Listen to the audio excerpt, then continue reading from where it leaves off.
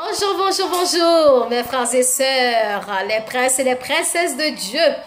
Alors, c'est la sœur Yolande qui est revenue pour une nouvelle lecture. Comme d'habitude, vous savez que nous avons un rendez-vous.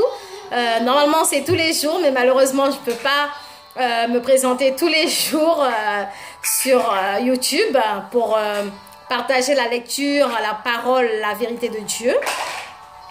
Donc, je le fais de temps en temps. Je ne vais pas vous dire tous les jours, mais de temps en temps, je le fais pour pouvoir vous aider au mieux. Donc, je sais que vous allez bien avec la paix et la grâce de Dieu. Je sais que votre Dieu vous a fait grâce. Notre Dieu nous a fait grâce. Nous sommes encore là. Nous respirons encore. Ce qui nous a fait grâce dans le nom de Jésus. Et nous bénissons son nom pour ça. Parce que franchement, il y en a qui aimeraient être à notre place ce matin, mais malheureusement, ils sont déjà partis. Et il y en a qui sont partis ce matin dans leur sommeil. Et nous remercions le Seigneur pour ça.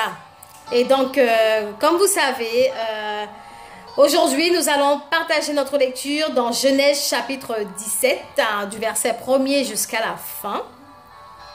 Alors, je vais lire pour vous, mais comme d'habitude, tous à vos Bibles. N'oubliez pas que c'est la Sainte Bible, c'est celle-là que je vous ai montrée. Je préfère la lire, celle-là, que celui de Louis II, vous savez, en le blanc. C'est le blanc là qui est fait, en fait, la couverture n'est pas faite en carton, mais c'est vraiment mou. Et donc, je préfère celui-là parce que les paroles sont... Je préfère les paroles qui sont là que les paroles qui sont dans les livres, dans les autres Bibles, au fait. Parce que vu que je suis habituée à lire ça depuis 2006, et donc je suis tellement habituée avec que l'autre, j'ai du mal parce que les paroles ne sont pas prononcées de la même manière, mais pourtant ils veulent dire la même chose, mais c'est pas prononcé de la même manière. C'est comme les psaumes. Je connais quelques psaumes par cœur, mais dans l'autre, les psaumes ne sont pas prononcés de la même manière. Donc c'est pourquoi je vous montre celui-là, je préfère celui-là. Allez, tous à vos Bibles, je vais commencer la lecture pour vous dans le nom de Jésus.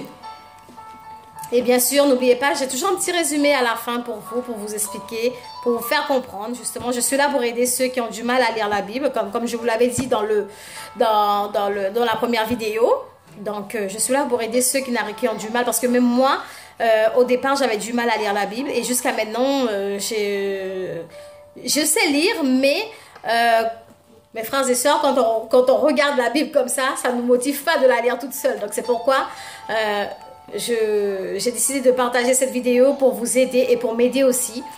Nous ne sommes pas nuls, hein, ça ne veut pas dire qu'on est nuls, c'est tout simplement, des fois nous avons besoin d'aide pour comprendre la Bible, pour la lire et pour la comprendre, c'est normal. Ne vous inquiétez pas. Alors je commence à lire pour vous, que Dieu vous bénisse, mes frères et sœurs, à travers cette lecture dans le nom de Jésus. Lorsque Abraham fut âgé de 99 ans, l'Éternel apparut à Abraham et lui dit: Je suis le Dieu Tout-Puissant. Marche devant ma face et sois intègre. J'établirai mon alliance entre moi et toi et je te multiplierai à l'extrême. Abraham tomba sur sa face et Dieu lui parla en disant: Voici mon alliance que je fais avec toi. Tu deviendras père d'une multitude de nations. On ne t'appellera plus Abraham, mais ton nom sera Abraham. Car je te rends père d'une multitude de nations, je te rendrai fécond à l'extrême. Je ferai de toi des nations et des rois sortiront de toi. J'établirai mon alliance entre moi et toi et tes descendants après toi. Selon leur génération, ce sera une alliance perpétuelle, en vertu de laquelle je serai ton Dieu et celui de ta postérité après toi. Je te donnerai et à tes descendants après toi le pays que tu habites comme étranger, tout le pays de Canaan en possession perpétuelle, et je serai leur Dieu. Dieu dit à Abraham: Toi, tu garderas mon alliance, toi et tes descendants après toi, selon leur génération. C'est ici mon alliance que vous garderez entre moi et vous et ta postérité après toi. Tout mâle parmi vous sera circoncis. vous vous circoncirez et ce sera un signe d'alliance entre moi et vous.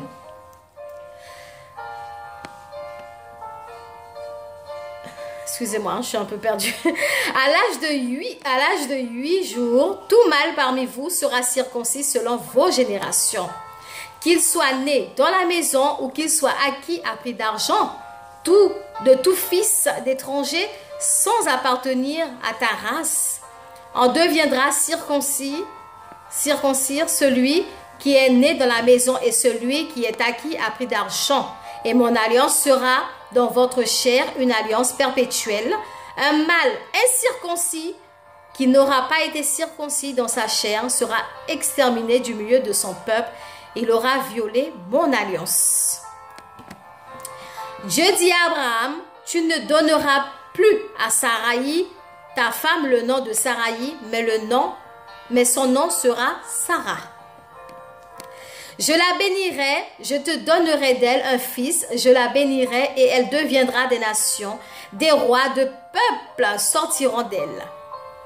Abraham tomba sur sa face, il rit et dit dans son cœur, naîtrait-il un fils à un homme de 100 ans?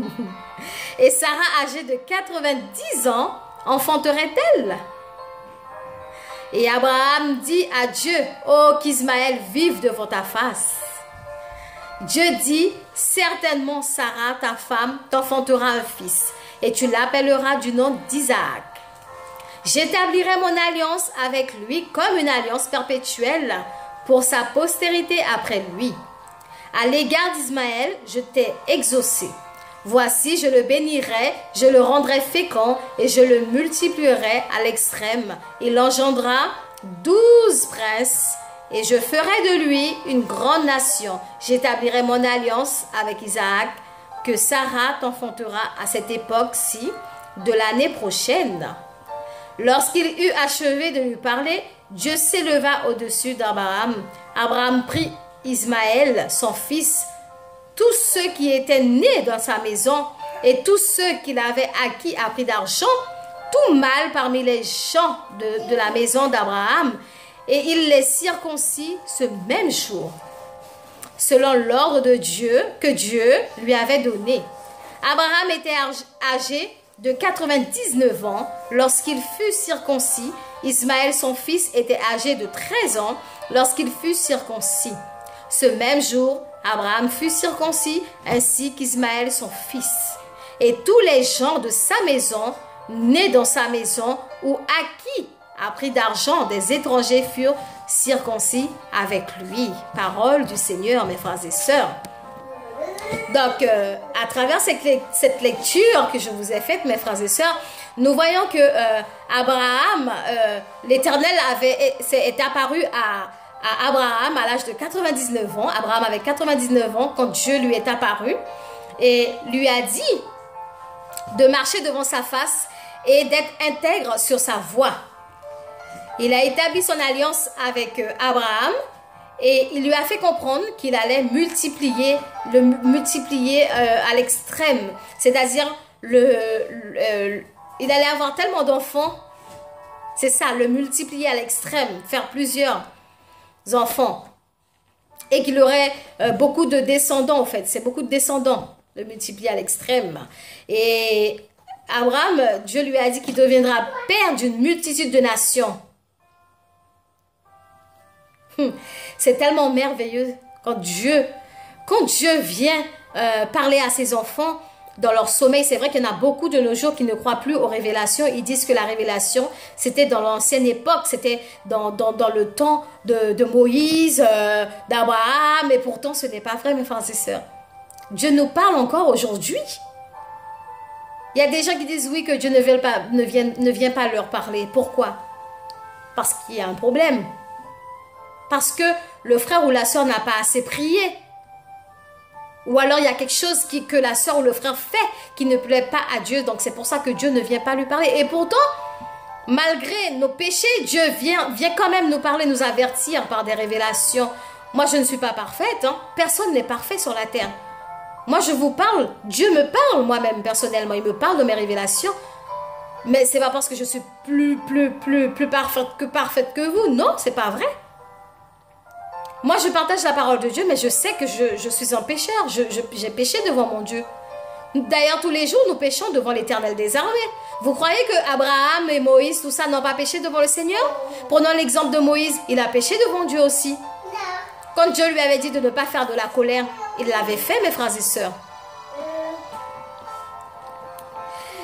Et donc, nous voyons aussi que Dieu a changé le nom d'Abraham. Parce que Abraham s'appelait Abraham.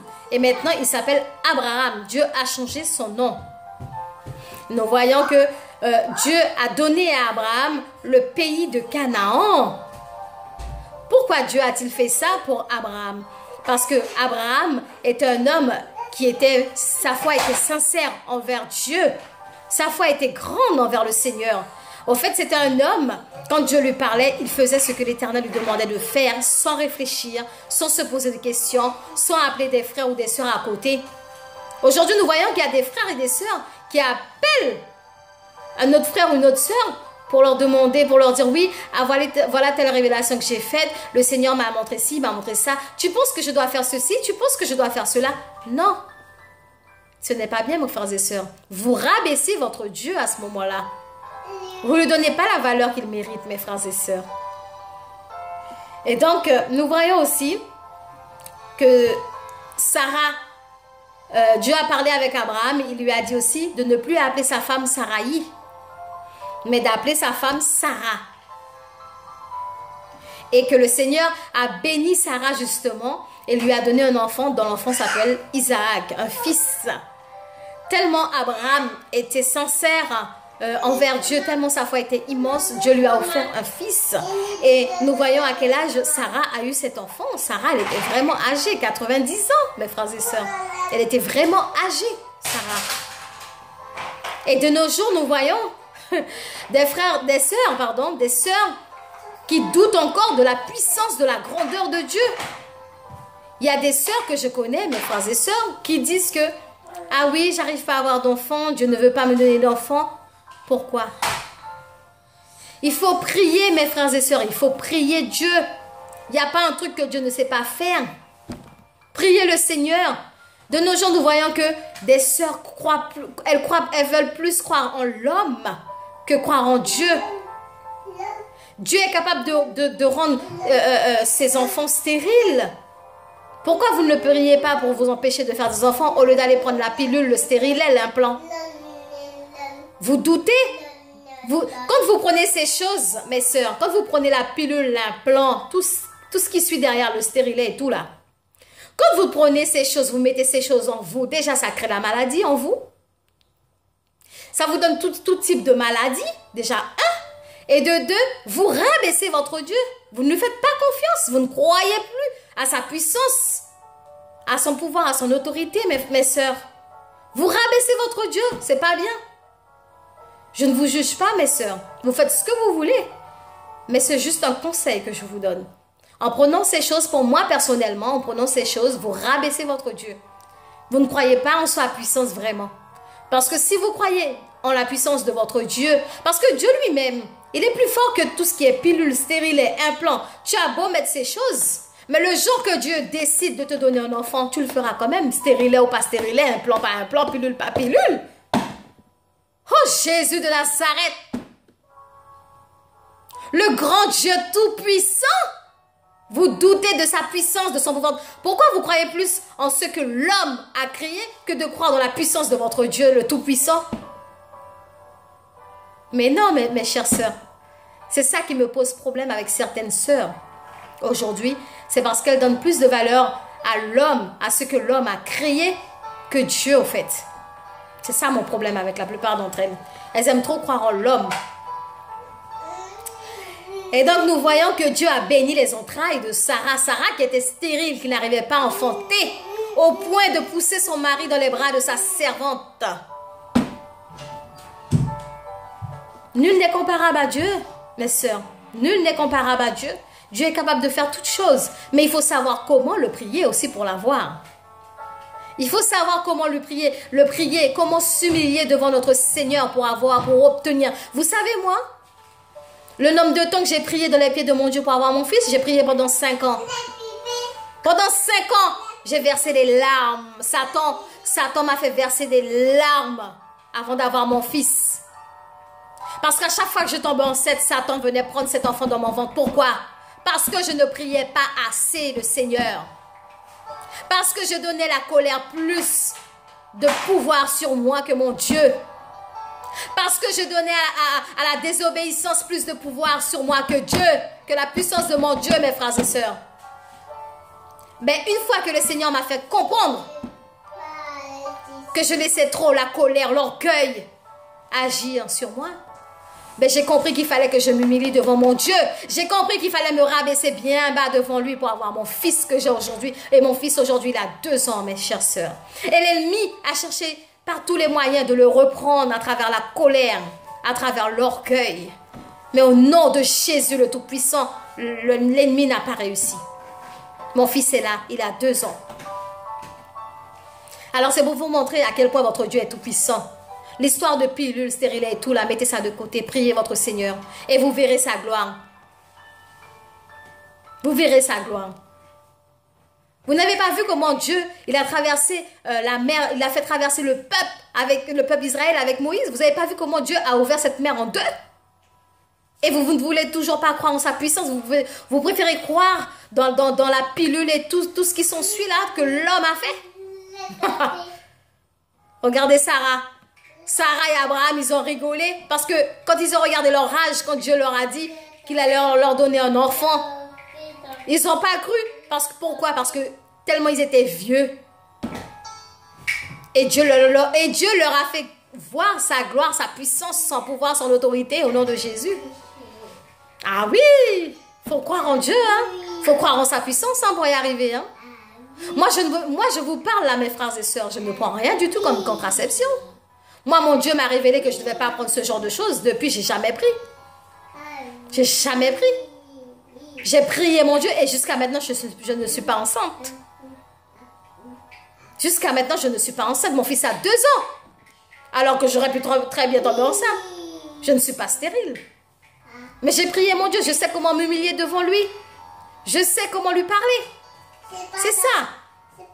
Toi qui veux un enfant. Toi qui veux un enfant aujourd'hui. Demande à Dieu de t'apprendre demande à Dieu de te montrer comment le prier pour avoir cet enfant. Et tu l'auras dans le nom de Jésus. Et toi qui ne veux pas d'enfant, demande à Dieu comment le prier pour ne pas avoir d'enfant. Ne dis pas au Seigneur que tu n'as pas besoin d'enfant. Non, non, non, non. Tu n'es pas maître de ton corps. C'est Dieu le maître de ton corps. Ton corps ne t'appartient pas. Ton corps, c'est le temple de Dieu et du Saint-Esprit de Dieu. Tu ne commandes pas ta tête. Ce n'est pas toi qui dirige ta vie, ma soeur. C'est Dieu qui dirige ta vie. C'est Dieu qui dirige tout en toi. C'est Dieu qui dirige ta maison. C'est Dieu qui dirige ton mari. C'est Dieu qui dirige tes enfants dans le nom de Jésus. Dans le nom puissant de Jésus. Il y en a, leurs maris ne veulent pas leur donner des enfants aussi.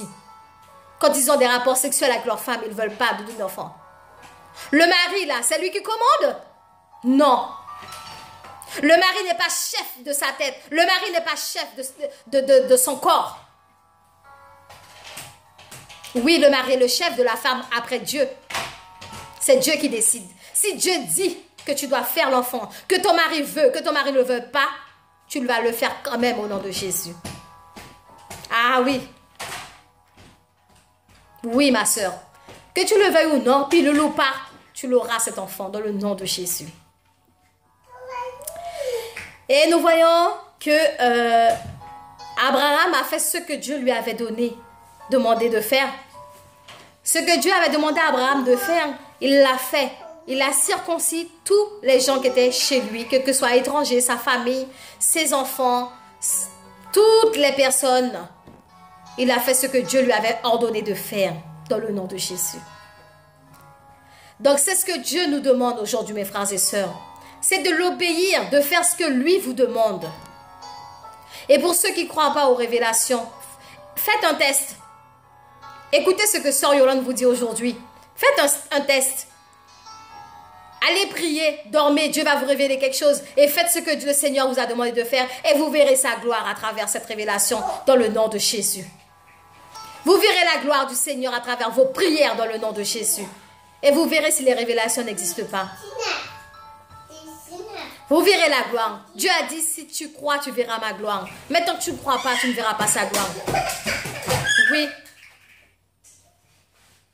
Oui, mes frères et sœurs. Vous verrez sa gloire. Si vous voulez vraiment avoir ce que vous voulez avoir, vous l'aurez à travers la prière. Mais ayez cette foi. Ne doutez pas. Il y en a quand ils parlent, ils disent, ah, j'espère que Dieu va me donner un enfant. J'espère que Dieu va faire ça. Mais non, si tu espères, c'est que tu doutes. Ne jamais dire ce mot espère. Parce que quand tu dis j'espère, c'est que tu doutes déjà de ton Seigneur. Tu n'espères pas. Tu dis que je sais que j'aurai cet enfant dans le nom puissant de Jésus.